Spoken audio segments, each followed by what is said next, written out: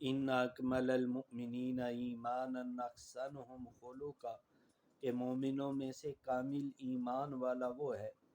مومنوں کے کامل ایمان کی نشانی یہ ہے کہ جو بندہ بھی اخلاق کے اعتبار سے، جو بندہ بھی اخلاق حسنہ کے اعتبار سے سب سے زیادہ اچھا ہے، وہی بندہ کامل ایمان والا ہے۔ دوستان گرامی قدر، حضور رحمت عالم صلی اللہ تعالی علیہ وآلہ وسلم نے اخلاق عالیہ پہ بہت زیادہ زور دیا، اور آپ نے اپنی بعثت کا مقصد بھی یہی قرار دیا کہ انما بعثت معلما لاتمم مکارم الاخلاق، کہ مجھے معلم بنا کے اسی لیے بھیجا گیا کہ میں اچھے اخلاق کی تکمیل کروں۔ اور حضور رحمت عالم صلی اللہ تعالی علیہ وآلہ وسلم کے اخلاق عالیہ